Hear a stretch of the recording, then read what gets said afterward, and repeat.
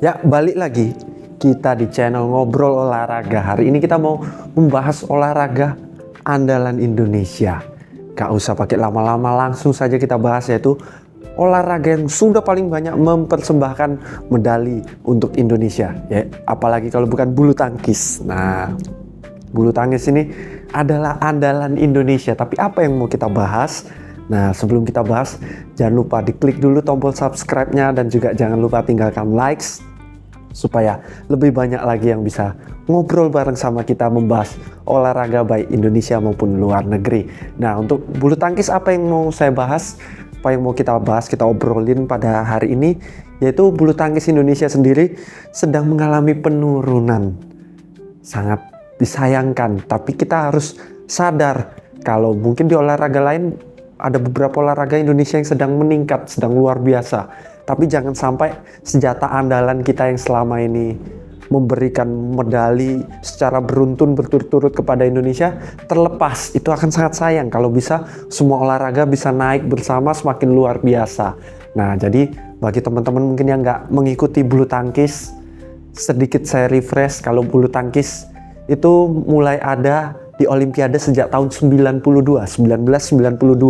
Nah, Indonesia sendiri sejak tahun 1992 sampai tahun 2023 kemarin itu hanya sekali saja tidak dapat medali emas dari bulu tangkis. Setiap Olimpiade ada saja medali emas yang didapat dari bulu tangkis, selalu ada minimal satu.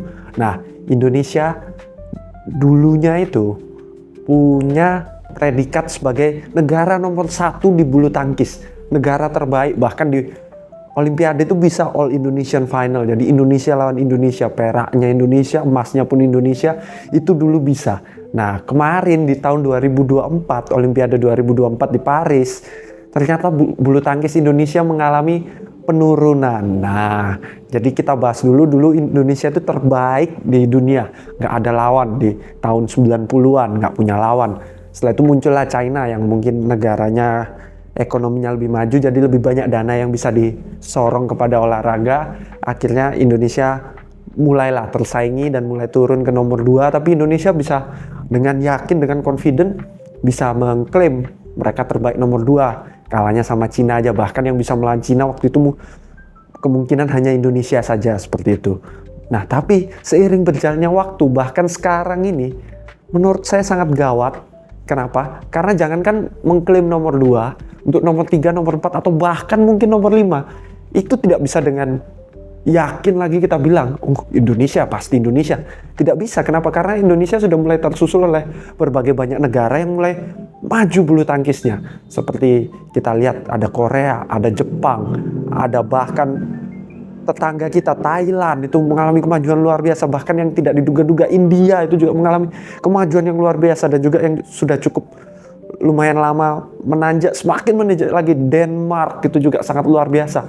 Indonesia mulai tersusul, di mana di Olimpiade Paris kemarin cuman dapat medali perunggu dari tunggal putri Gregory Mariska Tunjung, itu mendapat medali perunggu, di mana di perebutan medali perunggunya nggak ada karena lawannya dari Spanyol Carolina Marin cedera, mendapatkan medali perunggu. Sudah sangat luar biasa. Perjalanan Gregory patut diacungi 4 jempol. Sayang jempol saya jari cuma 2 ya. Nah, jadi kenapa? Karena banyak yang meremehkan, banyak yang dulu suka bully Gregory, bahkan Gregory sempat hampir pensiun. Itu adalah kisah Gregory luar biasa.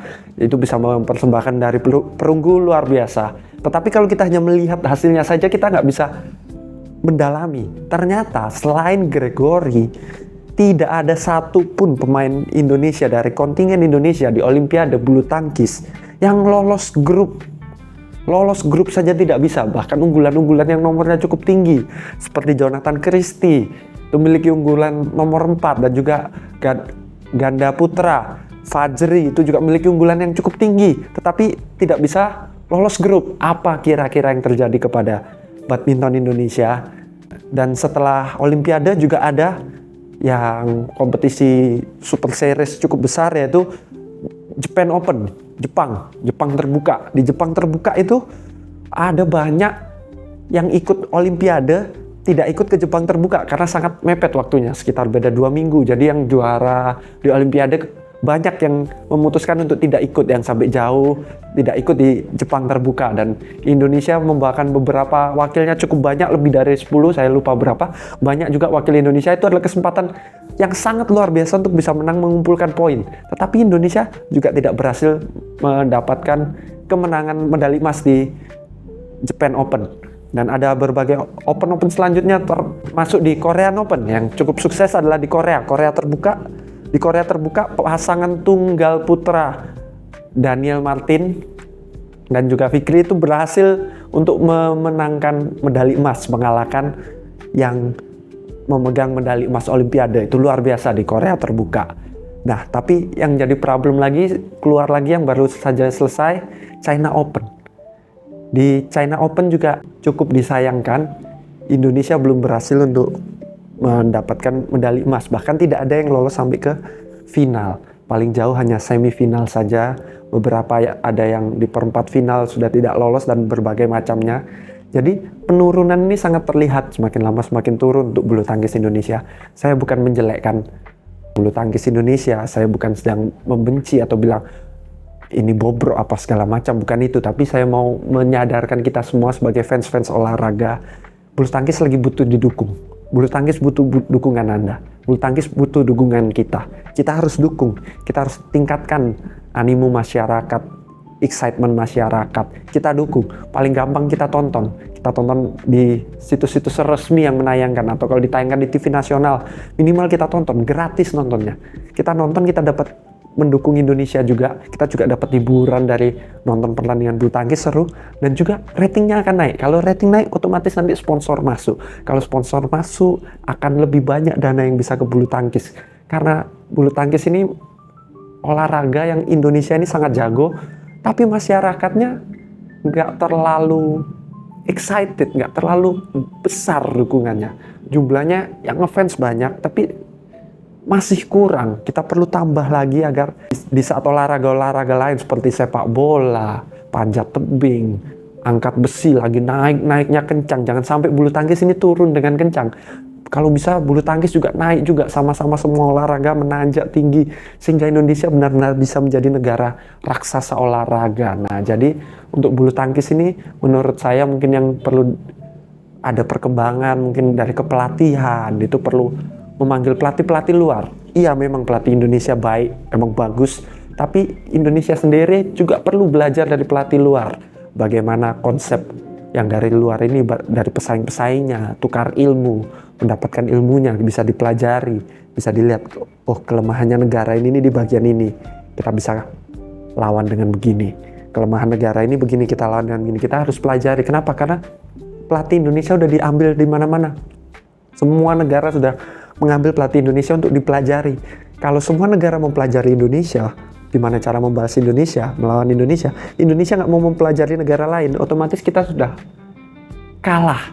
Nah, di sebelum main itu udah kalah dulu strateginya. Nah, jadi kalau bisa kita harus mengembangkan, kita sebagai masyarakat harus menambah minat kita, ikuti, dukung. Kalau ada di sosmed, berikan komen-komen positif, jangan di hate speech, jangan dihina-hina kalau kalah. Sampai banyak sekali kisah-kisah atlet-atlet yang sampai pingin pensiun gara-gara komen netizen. Itu kan sangat menyakitkan di hati ya. Dia berjuang mati-matian untuk negaranya, memberikan semua yang dia punya, latihan keras tiap hari, malah kita yang menghina dia. Bukannya kita menjadi support untuk dia, bukan kita menguatkan dia, bukannya kemampuan dia dari 70 bisa menjadi 80 karena dukungan kita, tapi malah kemampuan dia 70 karena omongan kita menurun jadi 40, jadi 30. Bukannya makin sukses, kita malah semakin menurun. Jangan-jangan penurunan bulu tangkis bukan hanya karena atlet saja, bukan hanya karena kepelatihan saja. Bisa jadi itu karena komen Anda, komen saya, komen kita semua, atau mungkin ketidakpedulian Anda, ketidakpedulian saya, atau kita semua kurang peduli, kita semua kurang mendukung.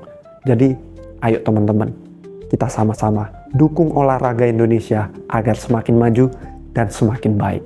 Sekian saja episode kali ini, sama-sama kita dukung Indonesia Emas 2045 di dalam olahraga.